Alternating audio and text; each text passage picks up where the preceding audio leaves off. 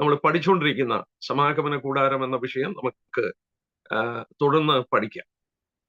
നമ്മൾ 2 ക്ലാസ് അതോടുള്ള ബന്ധത്തിൽ പഠിച്ചു. ഇനി നമുക്ക് തുടർന്ന് പഠിക്കാം. നമ്മളതിന്റെ ക്യാമ്പിനെ കുറിച്ച്, അല്ലെങ്കിൽ അവര് കൂടാരം അടിച്ച് ദൈവം പറയുന്നത് പോലെ അവരുടെ പാളയം ക്രമീകരിക്കുന്നതാണ് പഠിച്ചുകൊണ്ടിരുന്നത്. വളരെ പ്രാധാന്യത അർഹിക്കുന്ന ഒരു ഭാഗമായി എനിക്ക് തോന്നി ആ ഭാഗം. ഞാൻ ചില കാര്യങ്ങൾ കൂടെ അവിടെ ഓർപ്പിച്ച് നമുക്ക് ആ വിഷയം വിട്ടിട്ട് സമാഗമന കൂടാരം എന്ന വിഷയത്തിലേക്ക്, അതിലേക്ക് തന്നെയുള്ള പഠനത്തിലേക്ക് നമുക്ക് പ്രവേശിക്കാം. നമുക്ക് സംഖ്യാപുസ്തകം 23-ാം അധ്യായത്തിൽ വരുമ്പോൾ, അതായത് മോബ് ദേശത്ത് വെച്ച് ഇസ്രയേലിനെ ശപിക്കുവാൻ,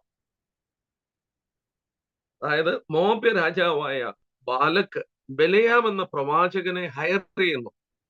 ആ പ്രവാചകൻ മലനിരകളിൽ നിന്നുകൊണ്ട് താഴെ ക്യാമ്പ് അടിച്ചു കിടക്കുന്ന ഇസ്രയേലിന്റെ ക്യാമ്പ് കാണുകയാണ്. നമുക്ക് അതിന്റെ 2 ഭാഗങ്ങളൊന്ന് വായിക്കാം. 23-ാം അധ്യായത്തിന്റെ അതിന്റെ 9-ാം വാക്യം. ശിലാഗിരികളിൽ നിന്ന് ഞാൻ അവനെ കാണുന്നു, ഗിരികളിൽ നിന്ന് ഞാൻ അവനെ ദർശിക്കുന്നു. ഇതാ തനിച്ചു പാർക്കുന്ന ജനം, ജാതികളെ കൂട്ടത്തിൽ എണ്ണപ്പെടുന്നതുമില്ല. വേർപാടിന്റെ മനോഹരമായ ഒരു ചിത്രം. വേർപാടിന്റെ മനോഹരമായ ചിത്രം എന്ന് പറയുമ്പോൾ നമ്മൾ ഓർക്കണം, ദൈവം പറഞ്ഞു, എനിക്ക് നിങ്ങളുടെ മധ്യത്തിൽ വസിക്കണം.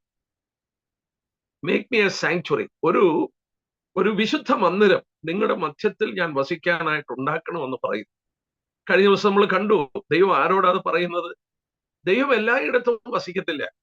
ദൈവത്തെക്കുറിച്ച് നമ്മൾ പഠിച്ചു, സ്തുതികളിന്മേൽ വസിക്കുന്നവനാണ് അവൻ. സങ്കീർത്തനം 22-ൽ വായിക്കുന്നു. ഇവിടെ നമ്മൾ ആ സത്യം മനസ്സിലാക്കുമ്പോൾ ഒരു കാര്യം പ്രത്യേകം ഓർക്കണം. ആദ്യമായി എനിക്ക് നിങ്ങളുടെ മധ്യത്തിൽ വസിക്കണം എന്ന് ഒരു കൂട്ടം ജനത്തോട് ദൈവം പറയുന്നത് ഈ ഇസ്രായേൽ മക്കളോടാണ്. അതിനു മുമ്പ് ദൈവം വ്യക്തികളുടെ കൂടെ പാർക്കുന്നതായിട്ട് കാണുന്നു. നോഹയുടെ കൂടെ, അബ്രഹാമിന്റെ കൂടെ, ഇസാക്കിന്റെ കൂടെ, യാക്കോവിന്റെ കൂടെയൊക്കെ ദൈവമുണ്ട്. ദൈവം അങ്ങനെ പ്രവാചകന്മാരുടെ ഒക്കെ കൂടെയുണ്ട്, വ്യക്തികളുടെ കൂടെയുണ്ട്. എന്നാൽ ആദ്യമായി നമ്മൾ ഓർത്തതുപോലെ ഞാൻ നിങ്ങളുടെ മധ്യത്തിൽ വസിക്കണം എന്ന് ദൈവം ആവശ്യപ്പെടുന്ന ആദ്യത്തെ പ്രയോഗം ഇസ്രായേൽ മക്കളോടുള്ള ബന്ധത്തിലാണ്. അപ്പോൾ ഈ ക്യാമ്പിനെ കുറിച്ച്, ദൈവങ്ങളുടെ മധ്യത്തിൽ വസിക്കുന്ന ആ കൂടാരമൊക്കെ, സമാഗമന കൂടാരമൊക്കെ ഉയർത്തി ദൈവം പറഞ്ഞ പോലെ അവർ കൂടാരം അടിച്ച് അതിന്റെ ചുറ്റും കിടക്കുമ്പോൾ, ഈ പ്രവാചകൻ ഉയരത്തിൽ നിന്ന് കണ്ട ശിലാഗിരികളിൽ നിന്ന് താഴെ ക്യാമ്പ് അടിച്ച് കിടക്കുന്നവരെ കണ്ടിട്ട് പറയുകയാണ്, ഇതാ തനിച്ചു പാർക്കുന്ന ജനം, ജാതികളുടെ കൂടെ എണ്ണപ്പെടുന്നില്ല. മറ്റു വിധത്തിൽ പറഞ്ഞാൽ മറ്റുള്ളവരിൽ നിന്നും വേർപെട്ട ഒരു ജനമാണ്. വേർപെട്ട ജനം. നമ്മൾ കണ്ടു, ദൈവം വേർപെട്ടവരുടെ മധ്യത്തിലേ വസിക്കത്തുള്ളൂ. നമ്മൾ ഇസ്രായേലിനെ കുറിച്ച് ഓർത്തപ്പോൾ നമ്മൾ ശ്രദ്ധിക്കുകയുണ്ടായി, കുഞ്ഞാടിന്റെ ചോരയാൽ വീണ്ടെടുത്ത് മിസ്രൈമിൽ നിന്ന് വേർതിരിച്ച ശേഷമാണ്, മിസ്രൈം ലോകത്തിന്റെ ചിത്രമാണ്, മിസ്രൈമിൽ നിന്ന് വേർപെട്ട ശേഷമാണ് എനിക്ക് നിങ്ങളുടെ മധ്യത്തിൽ വസിക്കണമെന്ന് പറയുന്നതും ദൈവം വസിക്കുന്നത് കാണുന്നത്. ഇത് നമ്മോടുള്ള ബന്ധത്തിൽ സത്യമാണ്. കിട്ടുന്നില്ലെങ്കിൽ ഞാനിത് നമ്മളോടുള്ള ബന്ധത്തില് ഇതെത്ര സത്യമാണെന്ന് ഓർത്താട്ടെ. നമ്മോടുള്ള ബന്ധത്തിൽ നമ്മൾ ഓർക്കുമ്പോഴും ഇത് സത്യമാണ്. കാരണം നമ്മള് കുഞ്ഞാടിന്റെ ചോരയാൽ വീണ്ടെടുക്കപ്പെട്ട്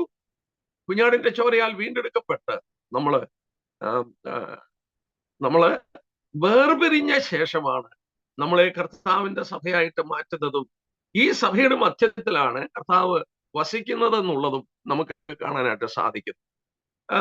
നമ്മൾ പ്രത്യേക ആ വിഷയം പ്രത്യേകം ഓർക്കണം. അങ്ങനെ ഒരു മിനിറ്റ്, ഞാൻ എൻ്റെ ലാപ്ടോപ്പ് ഒന്ന് ഓഫ്. ഒരു മിനിറ്റ്. നമ്മുടെ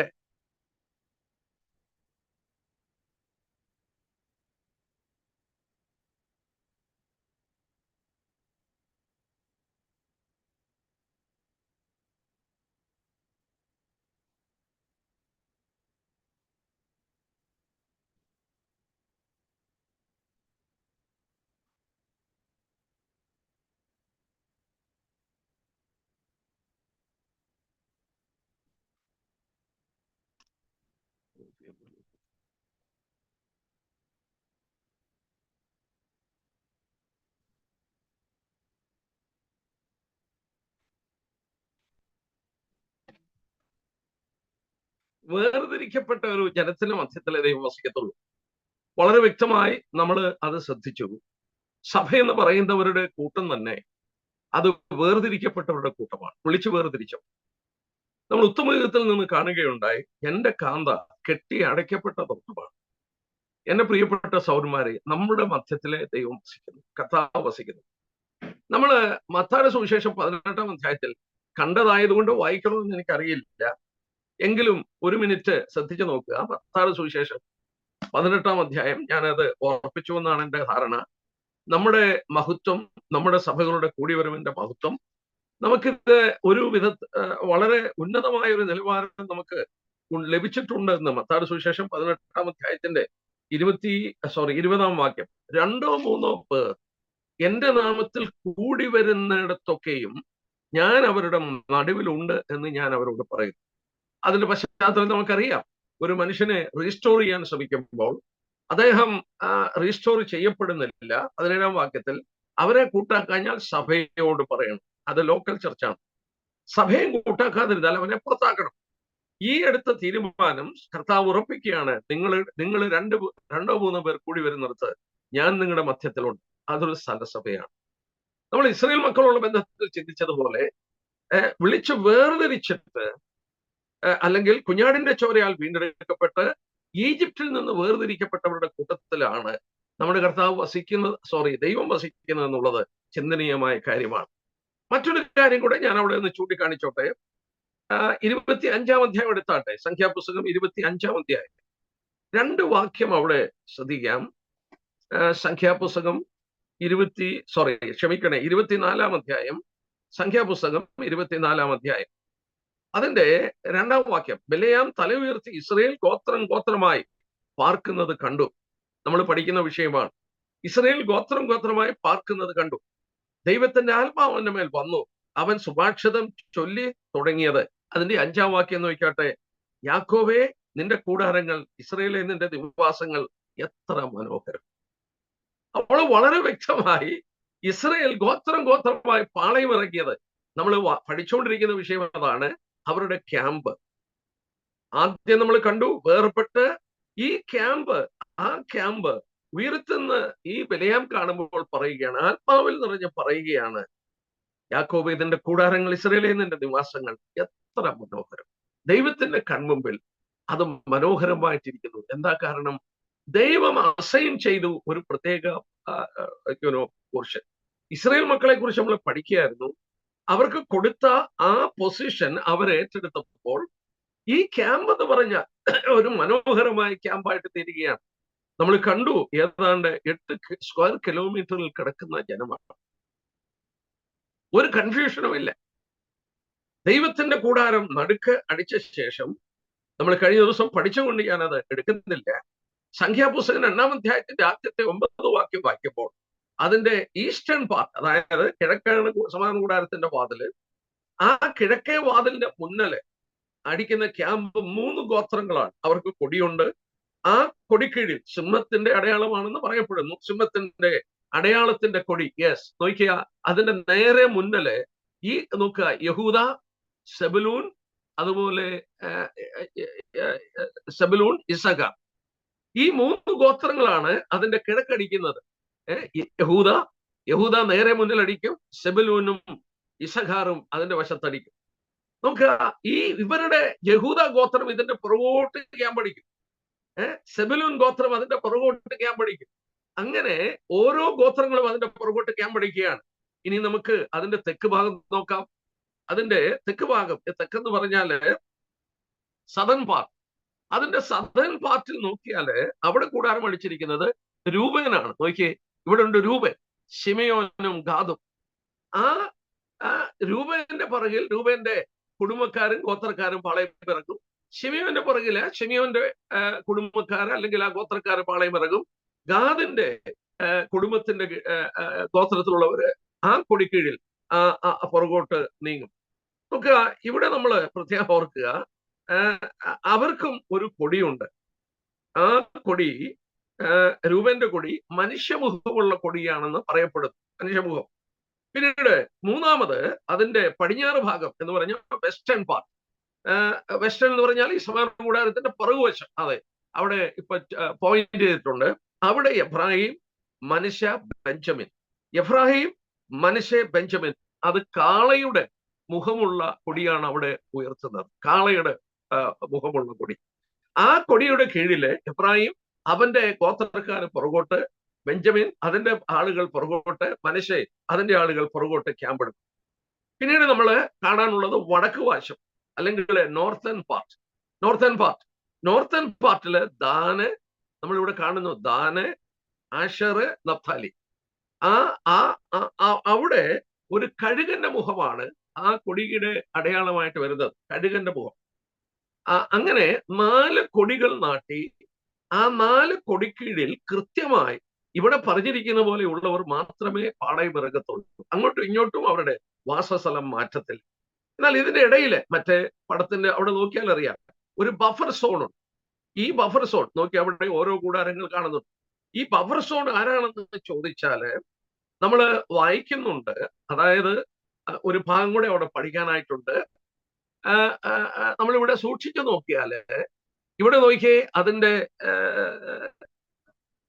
അതിന്റെ ചുറ്റും കഹാത്യര്, ഗർഷേനര് അതിന്റെ പടിഞ്ഞാറ് ഭാഗം, അതുപോലെ മെറാറി അതിന്റെ നോർത്തേൺ പാർട്ടിൽ മെറാറി, അതിന്റെ ഓപ്പോസിറ്റ് സദേൺ പാർട്ടിലെ കഹാത്യര്, അതിന്റെ ബാക്ക് സൈഡ് വെസ്റ്റേൺ പാർട്ടിലെ ഗർഷോന്യര്. ആരാണ് ഇവര്? നമുക്ക് നമ്പേഴ്സ് തന്നെ 3-ാം അധ്യായം എടുത്താട്ടെ, നമ്പേഴ്സ് ചാപ്റ്റർ 3, സംഖ്യാപുസ്തകം 3-ാം അധ്യായം എടുത്താട്ടെ. ഈ 3 പേരൊക്കെ പലർക്കും അത്ര പരിചയമില്ലാത്തതുകൊണ്ട് ഞാനത് വായിപ്പിക്കുകയാണ്. നമുക്ക് 17-ാം വാക്യം നോക്കട്ടെ. Numbers chapter 3 versus 17. ലേവിയുടെ പുത്രന്മാരുടെ പേരുകൾ ഗർഷോൻ, കഹാത്ത്, മെരാരി. നമ്മൾ ഓർക്കണം, 12 ഗോത്രങ്ങളിൽ ഒരു ഗോത്രമാണ് ആര്? ലേവി ഗോത്രം. അവർക്ക് പ്രത്യേകാല് ഒരു പദവി, അതായത് സ്ഥലങ്ങളൊന്നും വീതിച്ചു കൊടുത്തില്ല. ദൈവിക ശുശ്രൂഷകളുടെ ബന്ധത്തിലാണ് അവർ നിൽക്കുന്നത്. അവർക്ക് സ്ഥാനങ്ങൾ, അവർക്ക് വസ്തുക്കളൊന്നും ഭാഗിച്ചു കൊടുത്തില്ല. അവർക്ക് പാർക്കുവാൻ മാത്രം ഉള്ള സ്ഥലങ്ങളെ കൊടുത്തിട്ടുള്ളൂ. അവരോട് ദൈവം പറഞ്ഞു, ഞാനാണ് നിങ്ങളുടെ പ്രതിഫലം, ഐ ആം യുവർ റിവാർഡ്. നോക്കുക, ഈ ലേവി ഗോത്രത്തിലെ ലേവിയുടെ 3 മക്കളുണ്ട്. ആ 3 മക്കൾക്ക് പിന്നെ അവരുടെ മക്കളൊക്കെ ഉണ്ട്. അവര് പാർക്കുന്നത് എവിടാന്ന് നോക്കട്ടെ, ഈ സമാഗമന കൂടാരം. ജനങ്ങൾക്കും കൂടാരത്തിനും ഇടയ്ക്ക് ഒരു ബഫർ സോൺ അവർ ഉണ്ടാക്കുകയാണ്. ജനത്തിനും അതുപോലെ കൂടാരത്തിനും ഇടയ്ക്ക് ഒരു ബഫർ സോണാണ്. മെറാറി എന്ന് പറയുന്ന ലേവിയുടെ പുത്രന് നോർത്തേൺ പാർട്ട്. യെസ്, അവിടെയാണ് മെറാറി വന്ന് കൂടാരമടിക്കുന്നത്. അതിന്റെ സദേൺ പാർട്ടിലാണ് കഹാത്യര്. അതിന്റെ ബാക്ക് സൈഡിൽ വെസ്റ്റേൺ പാർട്ടിലാണ് ഗർഷോന്യര്. അവരുടെ മക്കളും ഒക്കെ അവിടെയാണ് പാർക്കുന്നത്. അവരാണ് കൂടാരത്തോട് ഏറ്റവും അടുത്ത് നിൽക്കുന്നത്. അവര് ജനങ്ങൾ കൂടാരത്തിൽ അടുത്ത് വരാതെ ഒരു ബഫർ സോൺ സൃഷ്ടിച്ചിരിക്കുകയാണ്. എന്നാൽ അവരുടെ മുന്നില് നോക്കി, അതിന്റെ മുന്നില് 3 മക്കള് 3 വശത്ത്. മുന്നില് നമുക്ക് 10-ാം അധ്യായം നോക്കി, നമ്പേഴ്സ് ചാപ്റ്റർ 10. അതിന്റെ 3-ാം വാക്യം നോക്കി.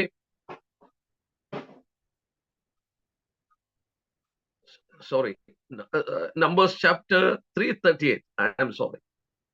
ജനങ്ങളുടെ ഇത് വേണം, ചാപ്റ്റർ 30 വേഴ്സസ് 3. അവിടെയാണ്, അതായത് ഈ മുൻവശത്താണ് ജനങ്ങളെല്ലാം കൂടി വരുന്നത്. കാഹളം ധ്വനിപ്പിക്കുമ്പോൾ 10-ാം അധ്യായത്തിന് 3-ാം വാക്യം, അവ ഊതുമ്പോൾ സഭ മുഴുവൻ സമാഗമന കൂടാരത്തിന്റെ വാതുക്കൽ, കിഴക്ക് ഭാഗത്ത് ഈ വാതുക്കൽ അവിടെ ഒരു വലിയ ഏരിയ ഉണ്ട്. അവിടെ വന്ന് ജനങ്ങൾ ആക്കും. എന്നാൽ അവിടെ 2 കൂട്ടരൂടെ പാർക്കുന്നുണ്ട്. നമ്പേഴ്സ് ചാപ്റ്റർ 3 എടുത്തു നോക്കി. നമ്പേഴ്സ് ചാപ്റ്റർ 3 അതിന്റെ 38 ഒന്ന് എടുത്ത് നമ്പേഴ്സ് ചാപ്റ്റർ 3 വേഴ്സ് 38. എന്നാൽ തിരുനിവാസത്തിന്റെ മുൻവശത്ത്, കിഴക്ക് സമാഗമന കൂടാരത്തിന് മുൻവശത്ത്, സൂര്യ ഉദയത്തിന് നേരെ മോശയും അഹരോനും അവന്റെ പുത്രന്മാരും പാളയം ഇറങ്ങണം. അപ്പോൾ ഈ കൂടാരത്തിന്റെ മുൻവശത്ത് മോശയും അഹരോനുമാണ്. അവരുടെ മക്കളാണ് അവിടെ പാർക്കുന്നത്. നോക്കുക, നമ്മൾ എത്ര വ്യക്തമായിട്ട് ഇത് കാണുന്നു. സമാഗമന കൂടാരത്തിന് ഒരു ബഫർ സോണാണ്. അതിന്റെ ഫ്രണ്ട് വശം അവിടെ കുറെ ഏറെ സ്ഥലമുണ്ട്. ഇത് ഈ പടത്തിൽ കാണുന്ന പോലെയല്ല, കുറെ ഏറെ സ്ഥലമുണ്ട്. ജനങ്ങൾക്ക് കാളമൂതിയാൽ വന്നുകൂടാൻ അവിടെയുണ്ട്. ദൈവത്തിന് ഈ കൂടാരത്തിലിരുന്ന് ജനത്തോട് സംസാരിപ്പാനായിട്ട് കഴിയുന്നു. എന്നാൽ ആ ഫ്രണ്ടിൽ തന്നെയാണ് മോശയും അഹരോനും അവരുടെ മക്കളും പാർക്കുന്നത്. അതുപോലെ തന്നെ അതിന്റെ നേരെ ബാക്കിലാണ് ലേവിയുടെ 3 മക്കളിൽ ഗർഷോന്യർ പാർക്കുന്നത്. അതിന്റെ വടക്കേ ഭാഗത്ത് മെരാരി പാർക്കുന്നു, അതിന്റെ തെക്ക് ഭാഗത്ത് കഹാത്യർ പാർക്കുന്നു. ഇവരാണ്, ഈ 3 കുടുംബങ്ങളാണ് സമാഗമ കൂടാരം യാത്ര ചെയ്യുമ്പോൾ അതിന്റെ സാധനങ്ങളൊക്കെ എടുത്തുകൊണ്ട് യാത്ര ചെയ്യുന്നത്. അതൊരു പഠനമാണ്, നമുക്ക് ആ ഭാഗം ഒന്ന് ചിന്തിക്കാം. എന്നാൽ ഇവിടെ ഒരു കാര്യം കൂടെ ഞാൻ ഓർപ്പിച്ചിട്ട് ഇവിടെ വിടാം. നോക്കുക, മുകളിൽ നിന്ന് ബലയാം എന്ന പ്രവാചകൻ താഴോട്ട് നോക്കുമ്പോൾ ഈ ക്യാമ്പ് കാണുകയാണ്. നമ്മുടെ മനസ്സിലൊന്ന് ഓർത്തു നോക്കിയേ, പുരാതന കാലം, ഇന്നേക്ക് ഏതാണ്ട് 3000-3500 വർഷം മുമ്പ് ഇങ്ങനെ ഒരു ക്യാമ്പ് കാണുകയാണ്. നമ്മളൊന്ന് ആലോചിച്ച് നോക്കിയേ, എന്തോ ഒരു മനോഹരമാ. ഈ പർവ്വതത്തിൽ നിന്ന് താഴോട്ട് നോക്കുമ്പോൾ എത്ര മനോഹരമാണ്. അതാണ് വായിക്കുന്നത്, ഈ യാക്കോബിന്റെ കൂടാരങ്ങൾ എത്ര മനോഹരം. ഇവിടെ ഒരു സത്യം നമ്മൾ മനസ്സിലാക്കണം. ദൈവത്തിന്റെ വാസസ്ഥലത്തിന്റെ ബ്യൂട്ടി വരുന്നത് എപ്പോഴാ? അവര് ദൈവത്തിന്റെ വചനം അനുസരിച്ച് ദൈവം ആഗ്രഹിക്കുന്ന പോലെ അവര് പാളയമിറങ്ങിയപ്പോഴാണ് അതിന്റെ ബ്യൂട്ടി. ഇവിടെ ഒരു സത്യം നമ്മളെ പഠിപ്പിക്കുന്നു. എന്താ പഠിപ്പിക്കുന്നത് എന്നറിയാമോ? ലോർഡ്ഷിപ്പ്. ദൈവത്തിന്റെ കർത്തൃത്വം ഏറ്റെടുക്കുകയാണ്. എന്റെ സൗരന്മാരെ എത്ര പ്രാധാന്യത അർഹിക്കും നോക്കുക. ഈ ക്യാമ്പ് ദൈവസഭയുടെ ഒരു പ്രതീകമാണ്. ആ സഭയുടെ മഹത്വം നമ്മൾ കണ്ടു. ഒന്നാമത്, അവർ കുഞ്ഞാടിന്റെ ചോരയാൽ വീണ്ടെടുക്കപ്പെട്ടു, ഇസ്രായേൽ മക്കളെ പോലെ തന്നെ. രണ്ടാമത്, ഈജിപ്തിൽ നിന്ന് വേർതിരിഞ്ഞു. ഇപ്പൊ വേർപാടെന്നൊക്കെ പറഞ്ഞാൽ സമുദായങ്ങളിൽ നിന്ന് വേർപെടുക എന്നൊക്കെയാണ് പലരും ചിന്തിക്കുന്നത്. തെറ്റാണ്. ലോകത്തിൽ നിന്ന് വേർതിരിയുകയാണ്. ലോകത്തിൽ നിന്നാണ് വേർപെടേണ്ടത്. അങ്ങനെ വേർതിരിഞ്ഞവരുടെ കൂട്ടത്തിന്റെ നടുക്ക് ദൈവം താമസിക്കുമ്പോൾ ആ ദൈവത്തിന്റെ ചുറ്റും പാളയം ദൈവം പറഞ്ഞതുപോലെ ആ ലേവിയുടെ ഗോത്രങ്ങളും മറ്റു ഗോത്രങ്ങളും കൂടെ പാളയം ഇറങ്ങി കഴിഞ്ഞപ്പോൾ, ലേവിയുടെ മക്കളും മറ്റു 12 ഗോത്രങ്ങളും പാളയം ഇറങ്ങിയപ്പോൾ, അത് കൃത്യമായി ഉയരത്തിൽ നോക്കുമ്പോൾ അത് മനോഹരമാണ്. അങ്ങനെ മനോഹരമായി തീരണമെങ്കിൽ അത് നമ്മളൊന്ന് ഒരു നിമിഷം ഓർക്കണം. അത് ദൈവത്തിന്റെ കർത്തൃത്വം ഏറ്റെടുക്കപ്പെടാം. കർത്താവിന്റെ കർത്തൃത്വം. ദൈവസഭ ദൈവം വസിക്കുന്നിടമാണ്. അവിടെ നമുക്ക് ഓരോരുത്തർക്കും അസൈൻ ചെയ്ത ഒരു ജോബുണ്ട്. ആ അസൈൻ ചെയ്ത ജോബ് നമ്മൾ ചെയ്യുമ്പോൾ ഈ ക്യാമ്പ് പാളയമടിച്ച് കിടക്കുന്ന പോലെ നമ്മുടെ ചർച്ചസ് മനോഹരമായിട്ട് തീരും. ഒരു ഭാഗം കൂടെ ഞാനോട് പറയട്ടെ, എന്നിട്ട് വേറൊരു വിഷയത്തിലേക്ക് വരികയാണ്. ഈ ക്യാമ്പിൽ നമ്മൾ നോക്കിയപ്പോൾ 3 കൂട്ടം ആളുകളുണ്ട്. നിങ്ങൾക്ക് വേണമെങ്കിൽ അത് എഴുതിയെടുക്കാം. There are 3 kinds of people. ഈ പാളയത്തിൽ പാളയമടിച്ച് കിടക്കുന്ന ജനങ്ങളെ നോക്കുമ്പോൾ, every one who is 20 years and up, 20 വയസ്സിന് മുകളിലോട്ടുള്ളവരാരാ? സോൾജേഴ്സ്. അവർ പടയാളികളാണ്. ഈ ക്യാമ്പിൽ 20 വയസ്സിന് മുകളിലോട്ടുള്ള എല്ലാവരും ആരാണ്? പടയാളികളാണ്. 2, ഈ സമാഗമന കൂടാരത്തിന്റെ ചുറ്റിലും കിടക്കുന്നു ലേവിയുടെ പുത്രന്മാർ, ഗർശോന്യര്, കഹാത്യര്, മെരാരികൾ. അവരും അവരുടെ മക്കളും അതിന്റെ ചുറ്റും പാർക്കുകയാണ്. അവര് ആരാണ്? അവരാണ് വർഷിപ്പ് ചെയ്യുന്ന പുരോഹിതന്മാർ. ലേവി ഗോത്രക്കാരാണ് ഈ ദേവാലയത്തിന്റെ ശുശ്രൂഷകൾ നിർവഹിക്കുന്നത്. അവരാണ് പുരോഹിതന്മാർ. ഓ, ബ്യൂട്ടിഫുൾ. അഹരോനും പുത്രന്മാരുമാണ് പുരോഹിതന്മാർ. അഹരോൻ മുന്നിൽ പാർക്കുന്നു. എന്നാൽ ലേവിയുടെ പുത്രന്മാര് ഇതിന്റെ ചുറ്റും പാർക്കുന്നു 3 കൂട്ടര്. നമ്മൾ കണ്ടതുപോലെ ഗർശോന്യര്, കഹാത്യര്, മെരാരികൾ. അവരാരാ? വർക്കേഴ്സ്. അവര് വേലക്കാരാണ്. സമാഗമന കൂടാരത്തിന്റെ തിരശ്ശീലകൾ അഴിക്കുന്നു, അത് ചുമക്കുന്നു. അതിന്റെ കുറ്റികളും അതിന്റെ ഫൗണ്ടേഷനും അതിന്റെ പലകളും ഒരാൾ ചുമക്കുന്നു, മറ്റൊരാള് അതിന്റെ ഉപകരണങ്ങൾ ചുമക്കുന്നു. എങ്ങനെ ചുമക്കണം, എങ്ങനെ അത് എടുക്കണം എന്നൊക്കെ ദൈവം പറയുമ്പോൾ അവർക്ക് അസൈൻ ചെയ്ത ജോബ് അവർ എടുക്കുകയാണ്. 3 കൂട്ടം ആളുകൾ. ഒന്നുകൂടി ഞാൻ പറയുക, കാരണം പുതിയ നിയമത്തിന്റെ ഒരു പഠനം അവിടെ കിട്ടുന്നു. 20 വയസ്സിന് മുകളിലോട്ടുള്ള എല്ലാ യഹൂദന്മാരും അവർ പടയാളികളാണ്. They are soldiers. അവര് പടയാളികളാണ്. 20 years and up. 2, കൂടാരത്തിന്റെ മുന്നിലുണ്ട് അഹരോനും പുത്രന്മാരും. ഈ പുരോഹിത ശുശ്രൂഷ ചെയ്യുന്ന ആരാ? അഹരോനും പുത്രന്മാരുമാണ്. Aaron and his sons, they are in priesthood service. എന്നാൽ നോക്കുക, ലേവിയുടെ പുത്രന്മാരാണ് ആരൊക്കെ? ഈ ഗർശോന്യരും കഹാത്യരും മെരാരികളും. അവരാരാ? അവര് വർക്കേഴ്സാണ്. വേലക്കാരാണ്. ഈ തിരുനിവാസത്തിന്റെ വേലക്കാരാണ്. നമ്മൾ ഓർത്തതുപോലെ ലേവിയുടെ പുത്രന്മാർ. എന്നാൽ ലേവി ഗോത്രത്തിലുള്ള എല്ലാവരും പുരോഹിതന്മാരല്ല. അഹരോന്റെ മക്കളുമാണ് പുരോഹിതന്മാർ. 20 വയസ്സിന് മുകളിലോട്ടുള്ള എല്ലാവരും വേലക്കാരുമാണ്. ഇത് മനസ്സിലായില്ലേ? ഇനി നമ്മൾ പുതിയ നിയമം ഒന്ന് എടുത്തു നോക്കിയേ. പുതിയ നിയമം നമ്മൾ എടുക്കുമ്പോൾ ഈ 3 ശുശ്രൂഷയും നമ്മളിൽ ഓരോരുത്തരും ചെയ്യുകയാണ്. Each one of us. നമ്മള് ദൈവത്തിന്റെ പടയാളികളാണ്. നമുക്ക് ആത്മീയ പോരാട്ടമുള്ള ഒരു ലോകത്തിലാണ്. അതുകൊണ്ടാണ് നമ്മളോട് പറഞ്ഞത് ദൈവത്തിന്റെ സർവായുധവർഗം ധരിച്ചുകൊള്ളുക. We are in a battlefield. നമുക്ക് പോരാട്ടമുള്ളത് ജഡരക്തങ്ങളോടല്ല, വാഴ്ചകളോടും അധികാരങ്ങളോടും. സോ എവറി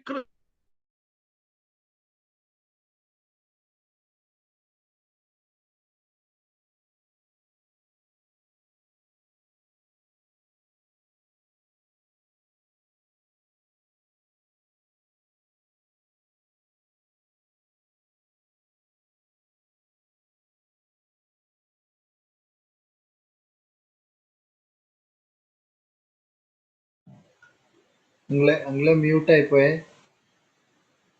പോയി കുറച്ച് കട്ടായി പോയായിരുന്നു.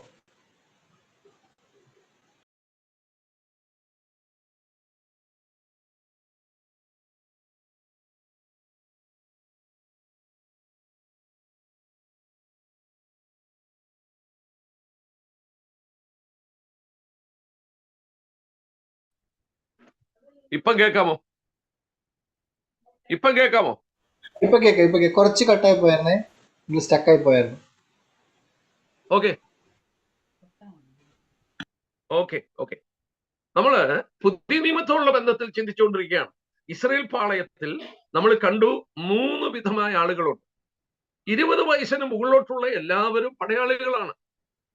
പുതിയ നിയമത്തിൽ നമ്മൾ കണ്ടു നമ്മൾ ഓരോരുത്തരും ദൈവത്തിന്റെ പടയാളികളാണ്.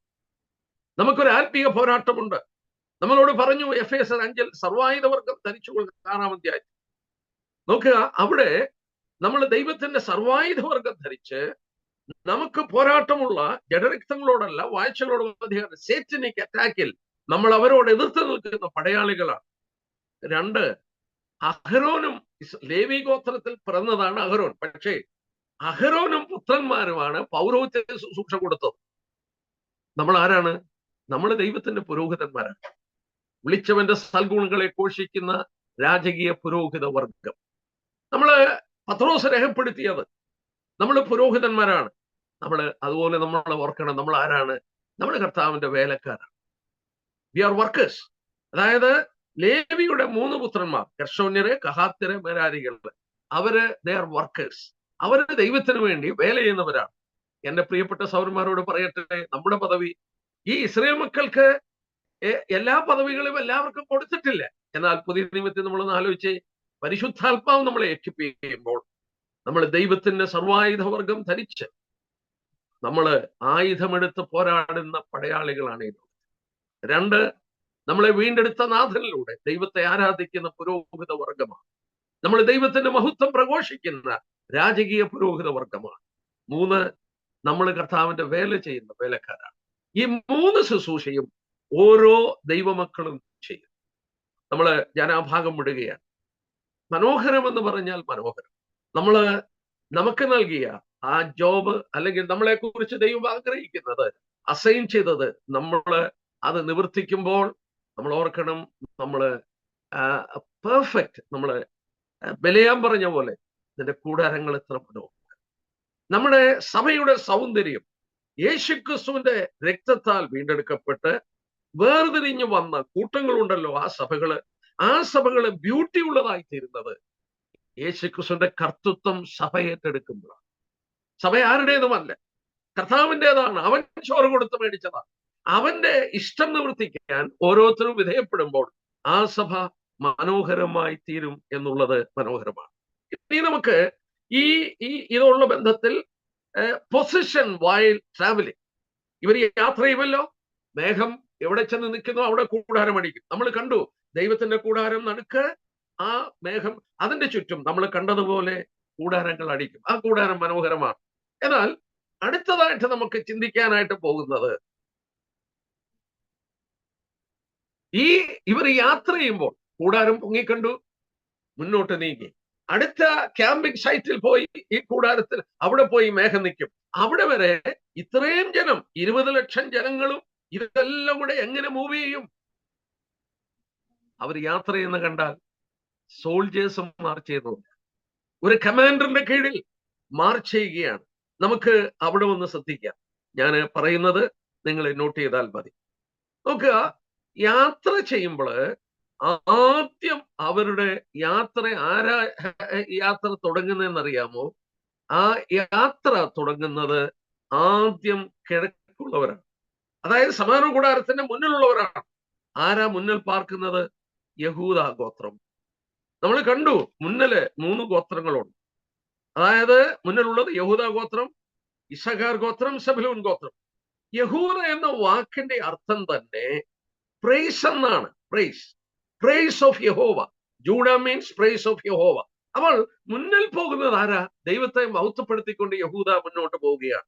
യഹൂദരുടെ കൂടെ ഇസഖാറും സെബൂലൂനും മാർച്ച് ചെയ്യുകയാണ്. ഇവരും മാർച്ച് ചെയ്ത് കഴിഞ്ഞാൽ ഇവരുടെ നേരെ പുറകിലുള്ള ഗർശോന്യരുണ്ടല്ലോ, അഹരോന്റെ 3 ലേവിയുടെ 3 പുത്രന്മാരിൽ ഗർശോന്യരാണ് ആദ്യം ഉള്ളത്. ഈ ഗർശോന്യരുടെ ജോലി എന്നാണെന്നറിയാമോ? എല്ലാ കർട്ടനും അഴിച്ചെടുക്കും. തിരശ്ശീലകൾ കൊണ്ടാണ് ഇത് ഉണ്ടാക്കിയത്. പ്രാകാരം ഉണ്ടാക്കിയ തിരശ്ശീലയാണ്, സമാഗമന കൂടാരം ഉണ്ടാക്കിയ തിരശ്ശീലയാണ്. ഈ കർട്ടൻസും അതിന്റെ ഹാങ്ങിങ്സും അത് കെട്ടാനുള്ള ചരടുകളും എല്ലാം അഴിച്ചെടുക്കണം. 2 വാഗണിൽ ഇതാക്കും. വേണേ വാക്യം നോട്ട് ചെയ്തു.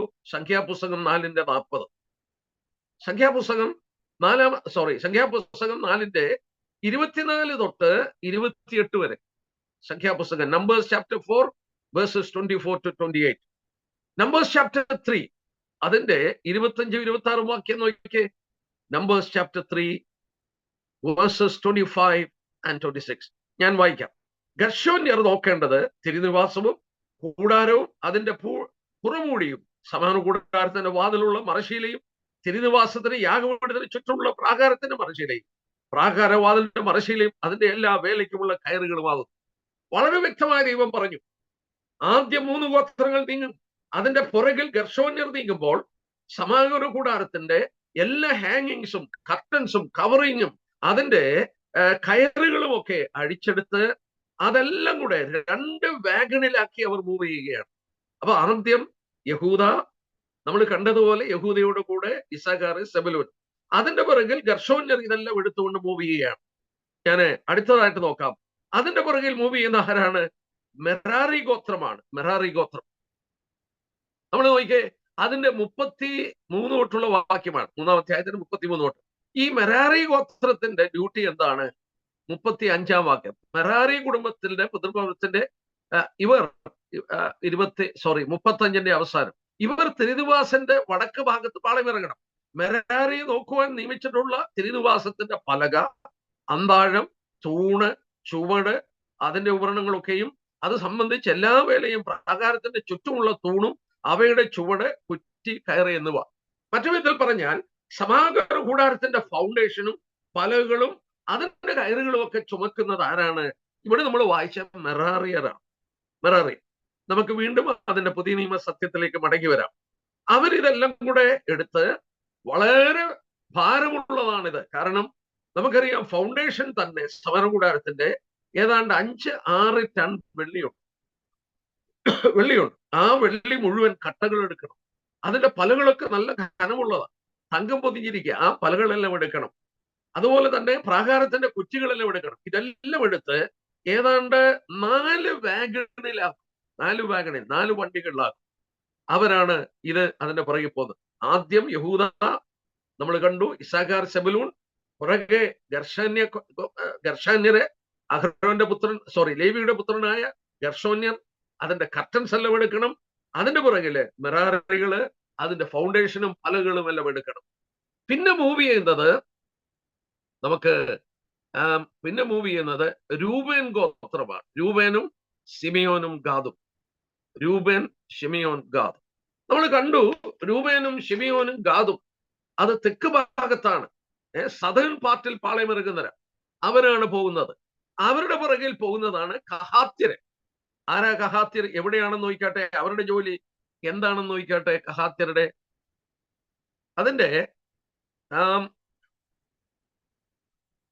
കഹാത്യരുടെ ജോലി 29 തൊട്ടുള്ള വാക്യം, 31-ാം വാക്യം.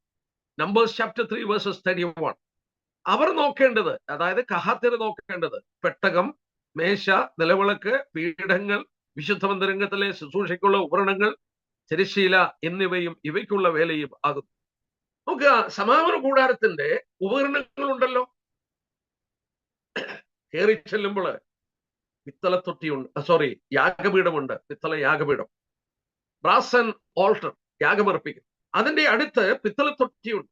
അകത്ത് കയറുമ്പോൾ കാഴ്ചയപ്പത്തിന്റെ മേശ, കവരവിളക്ക്, സ്വർണ്ണധൂപപീഠം, അതുപോലെ പെട്ടകം, ഇതെല്ലാം അതിന്റെ ഉപകരണങ്ങൾ. ഇതെല്ലാം ചുമക്കുന്നത് കഹാത്യരാണ്. കഹാത്യരാണ്. നമുക്ക് സംഖ്യാപുസ്തകത്തിൽ നമ്മൾ അത് കണ്ടു.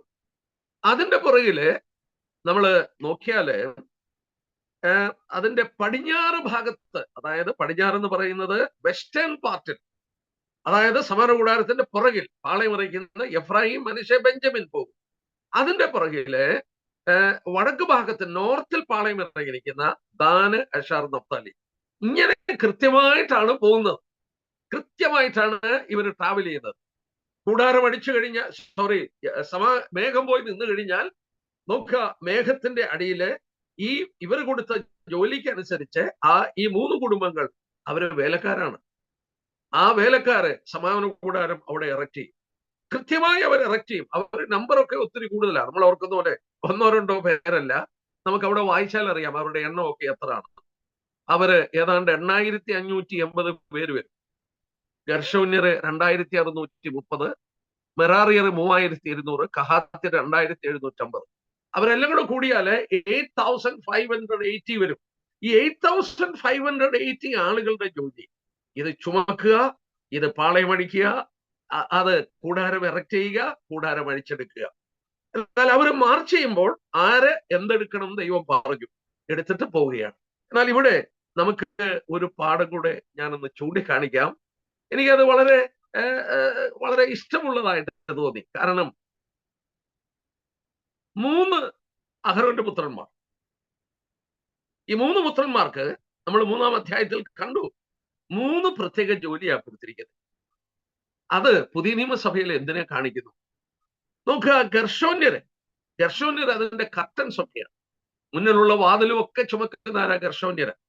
ഇത് പുതിയ നിയമത്തിൽ സുവിശേഷകന്മാരുടെ സ്ഥാനത്തെ കാണിക്കുന്നു. ഗർഷോന്യർ പുതിയ നിയമത്തിൽ സുവിശേഷകന്മാരുടെ സ്ഥാനത്ത് നിൽക്കുകയാണ്. 2, അതിന്റെ പുറകിൽ മെറാറി എന്ന് പറയുന്ന മകനും അവന്റെ കുടുംബക്കാരും, അതായത് മെറാറിയർ ഏതാണ്ട് 3200 പേരുണ്ട്. ഗർഷോന്യർ ഏതാണ്ട് 2630 ഉണ്ട്. ഈ മെറാറി ഗോത്രത്തിൽ 3200 പേരുണ്ട്. അവര് എല്ലാം കൂടെ എടുക്കുന്നത് എന്തൊക്കെയാ? ഫൗണ്ടേഷൻ, അതിന്റെ അടിത്തറ എന്ന് പറഞ്ഞാൽ അതിന്റെ ഫൗണ്ടേഷൻസും അതിന്റെ പലകളൊക്കെയാണ്. ഈ മെറാറി എന്ന വാക്കിന്റെ അർത്ഥം തന്നെ മീൻസ് ബിറ്റർ എന്ന, കയ്പെന്ന. മൂര് അല്ലെങ്കിൽ മിറ എന്ന് പറയുന്ന വാക്കിൽ നിന്ന് വന്ന മെറാറി എന്ന് പറഞ്ഞാൽ അതിന്റെ അർത്ഥം ബിറ്റർ എന്ന്. ഇവരാ ഏത് ശുശ്രൂഷ ചെയ്യുന്നത്? ഇവരാണ് ഏറ്റവും ഹെവി ആയിട്ടുള്ളത് ചുമക്കുന്നത്. ഇവര് പുതിയ നിയമത്തിൽ മൂപ്പന്മാരുടെ സ്ഥാനത്തിൽ. They stand in the place of elders. All bitterness they take. And they are, Merari means bitter, not happy. ഒരിക്കലും ഒരു മൂപ്പന്മാരുടെ ജോലി എന്ന് പറഞ്ഞാൽ it's not an easy job. It's not an easy job. It's bitter experiences job. ആ ഭാരമുള്ളത് ചുമക്കുന്നവരാണ്.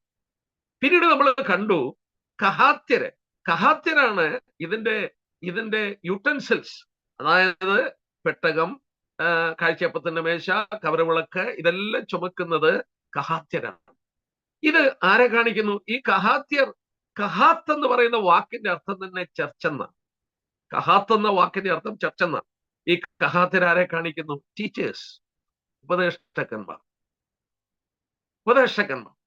നമ്മള് ഇത് പുതിയ നിയമസഭയുള്ള ബന്ധത്തിൽ നമ്മളൊന്ന് ചിന്തിച്ചു നോക്കി. നമുക്ക് 1 മിനിറ്റ് എഫേസ്യ ലേഖനത്തിലേക്കൊന്ന് വരാം. 1 മിനിറ്റ്. എഫേസ്യ ലേഖനം. നമ്മൾ ഈ 3 കൂട്ടരെ കണ്ടു. സമാഗമന കൂടാരത്തിൽ ശുശ്രൂഷ ചെയ്യാൻ വർക്കേഴ്സ് എന്ന് പറയുന്ന 3 കൂട്ടരാണ്. ആ 3 കൂട്ടർക്ക് 3 പ്രത്യേക ജോലി ദൈവം കൊടുത്തു. അതുപോലെ പുതിയ നിയമം ഒന്നെടുത്ത് എഫേസ്യ ലേഖനം അതിന്റെ 4-ാം അധ്യായം. ഈ പുതിയ നിയമത്തിൽ 4-ാം അധ്യായം നമ്മൾ എടുക്കുമ്പോൾ നമ്മൾ 11-ാം വാക്യം, ഉയർത്തെഴുന്നേറ്റ കർത്താവ്, the Lord was resurrected and ascended to heaven. ഉയരത്തിൽ കയറി അവൻ മനുഷ്യർക്ക് ദാനങ്ങളെ കൊടുത്തു. അതിന്റെ 8-ാം വാക്യത്തിലുണ്ട്, ഉയരത്തിൽ കയറി അവൻ മനുഷ്യർക്ക് ദാനങ്ങളെ കൊടുത്തു. മറ്റു വിധത്തിൽ പറഞ്ഞാൽ he gave gifts to men. അപ്പൊ പുതിയ നിയമത്തിന്റെ മനോഹരമായ ഒരു ചിത്രം 11-ാം വാക്യം നോക്കി. അവൻ ചിലരെ അപ്പോസ്തലന്മാരായും ചിലരെ പ്രവാചകന്മാരായും ചിലരെ സുവിശേഷകന്മാരായും ചിലരെ ഇടയന്മാരായും ഉപദേശകന്മാരായും നിയമിച്ചു. Praise the Lord. ദൈവത്തിന് നന്ദി. ബൈബിൾ എന്ന് പറഞ്ഞാൽ ദൈവവചനമാണ്. ദൈവം അത് ക്രമീകരിച്ചിരിക്കുന്ന നോക്കിയേ. ഇവിടെ എത്ര പേരുണ്ട്? 5 കൂട്ടരെ കുറിച്ച് കാണുന്നു. 5 കൂട്ടരെ കുറിച്ച്. അതിൽ അപ്പോസ്തലന്മാരും പ്രവാചകന്മാരും ആരാണ്? അപ്പോസ്തലന്മാരും പ്രവാചകന്മാരും. നമ്മൾ നോക്കിക്കാട്ടെ, Ephesians chapter 3 verses 5. Ephesians chapter 3 verse 5. ആ മർമ്മം ഇപ്പോൾ അവന്റെ വിശുദ്ധ അപ്പോസ്തലന്മാർക്കും പ്രവാചകന്മാർക്കും ആത്മാവിനാൽ വെളിപ്പെട്ടതുപോലെ പൂർവ്വകാലങ്ങളിൽ മനുഷ്യർക്ക് അറിവായി വന്നിരുന്നില്ല. നമ്മളവിടെ വായിക്കുന്നുണ്ട്, അപ്പോസ്തലന്മാരും പ്രവാചകന്മാരും എന്ന അടിസ്ഥാനത്തിന്മേൽ. യെസ്, അത് versus 2, chapter 2 versus 20. Chapter 2 of Ephesians versus 2 and versus 20. യേശുക്രിസ്തു തന്നെ മൂലക്കല്ലായിരിക്കെ നിങ്ങളെ അപ്പോസ്തലൻ പ്രവാചകന്മാർ എന്ന അടിസ്ഥാനത്തിൽ പണിതിരിക്കുന്നു. അപ്പൊ ചർച്ച പണിതിരിക്കുന്ന ഫൗണ്ടേഷൻ അപ്പോസ്തലന്മാരും പ്രവാചകന്മാരും. നമ്മൾ 3-ാം അധ്യായത്തിന്റെ 5-ാം വാക്യത്തിൽ വായിച്ചു, ആ മർമ്മം ദൈവം വെളിപ്പെടുത്തിയത് അപ്പോസ്തലന്മാർക്കും പ്രവാചകന്മാർക്കുമാണ്. പുതിയ നിയമസഭയുടെ ഫൗണ്ടേഷൻ ആണ്. ഫൗണ്ടേഷൻ ഇട്ട ശേഷം ഫൗണ്ടേഷൻ വീണ്ടും ഇടത്തില്ല. അപ്പൊ നമ്മൾ നോക്കുക, ഈ 5 കൂട്ടം പേരിൽ 2 പേർ ഇപ്പോൾ ഇല്ല. അപ്പോസ്തലന്മാരുമില്ല, പ്രവാചകന്മാരുമില്ല. പിന്നെ കാണുന്നത് ആരാ? സുവിശേഷകന്മാർ. സുവിശേഷകന്മാർ നമ്മൾ കണ്ടു. ഗർശോന്യർ സുവിശേഷന്മാരുടെ സ്ഥാനത്ത് നിൽക്കുന്നു. ഗർശോന്യർ അവരാണ് തിരശ്ശീലകൾ എടുക്കുന്നത്. അവരാണ് മുന്നിലുള്ള 4 നിറം നൂലുകൾ കൊണ്ട് നിർമ്മിക്കപ്പെട്ട ഏകവാതിലായ അതൊക്കെ ചുമക്കുന്നതാരാ? അത് ക്രിസ്തുവിനെ കാണിക്കുന്നതാ. സുവിശേഷകന്മാരാണ്. അവര് ഗർശോന്യരുടെ സ്ഥാനത്ത് നിൽക്കുകയാണ്. 2 നമ്മൾ കണ്ടു, ഇടയന്മാർ അല്ലെങ്കിൽ എൽഡേഴ്സ്. അവര് ഘനമുള്ളത് ചുമക്കുകയാണ്.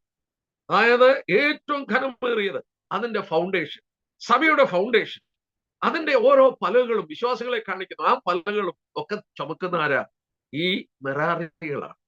ദേ സ്റ്റാൻഡ് ഫോർ എൽഡേഴ്സ്. കയ്പിന്റെ അനുഭവമുള്ള ആ ഭാരം ചുമക്കുന്നു എൽഡേഴ്സ്. 3 നമ്മൾ കണ്ടു, അതിന്റെ അകത്തുള്ള അല്ലെങ്കിൽ അതിന്റെ യൂട്ടൻസിൽസ്, അതിന്റെ പെട്ടകവും അതിന്റെ പിത്തളത്തൊട്ടിയും അതിന്റെ കവരവിളക്കും അങ്ങനെയുള്ളതെല്ലാം ചുമക്കുന്നത് അത് കഹാത്യരാണ്. വളരെ വിലപിടിപ്പുള്ള സാധനം, വളരെ വിലപിടിപ്പുള്ള സാധനം. കഹാത്ത് എന്ന് പറഞ്ഞാൽ സഭയം തന്നെയാണ്. മറ്റു വിധത്തിൽ പറഞ്ഞാൽ they are carrying the costly things. ആരത്? ടീച്ചേഴ്സ്. ദൈവസഭയുടെ ടീച്ചേഴ്സ് ആണ്. ഓ, എത്ര മനോഹരമാണ് നോക്കി. ഈ സമാഗമന കൂടാരത്തോടുള്ള ബന്ധത്തിൽ നമ്മൾ വീണ്ടും ചിന്തിച്ചാട്ടെ. ഈ 3 കൂട്ടരും ദൈവം പറയുന്ന ശുശ്രൂഷ തികച്ചിരുന്നെങ്കിൽ, സുവിശേഷകൻ സുവിശേഷന്റെ ശുശ്രൂഷ, എൽഡർ ഘനമുള്ള സാധനങ്ങൾ എടുക്കുന്നു, അവർക്ക് ബിറ്റർ എക്സ്പീരിയൻസ് ഉണ്ട്, but they are doing the duty because the Lord has assigned. ആ ശുശ്രൂഷ അവർ ചെയ്യും.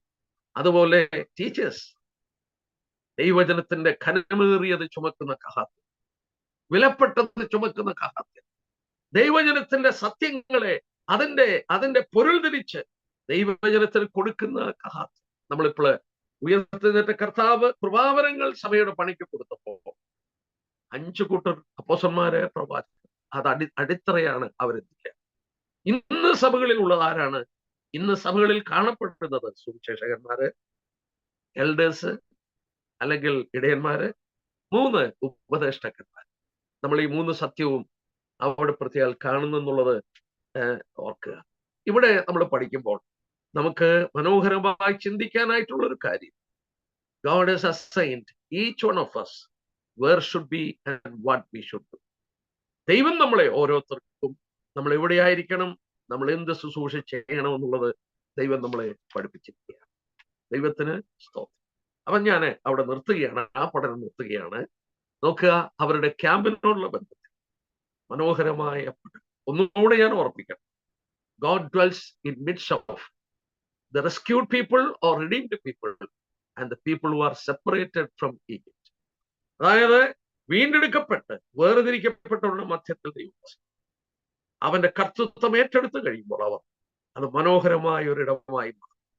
ദൈവം അവിടെ വസിക്കുന്നു എന്നുള്ളത് ആ ക്യാമ്പ് മൂവ് ചെയ്യുമ്പോൾ സോൾജേഴ്സ് മാർച്ച് ചെയ്യുന്ന പോലെ അവർക്ക് കൊടുത്ത പൊസിഷൻ കീപ്പ് ചെയ്തവർ മാർച്ച് ചെയ്തു. ആ മാർച്ചിങ് അവസാനിക്കുന്നു. ആ മേഘം നിൽക്കുമ്പോൾ അവിടെ അവർ ക്യാമ്പ് ചെയ്യുമ്പോഴും ആ കൊടിക്കീഴിൽ അവർക്ക് കൊടുത്ത സ്ഥാനത്ത്, അവർ അസൈൻ ചെയ്ത സ്ഥാനത്ത് അവരുടെ കൂടാരങ്ങൾ അടിക്കുമ്പോൾ ഈ കൂടാരം ക്യാമ്പും അതിന്റെ മാർച്ചും സോ ബ്യൂട്ടിഫുൾ.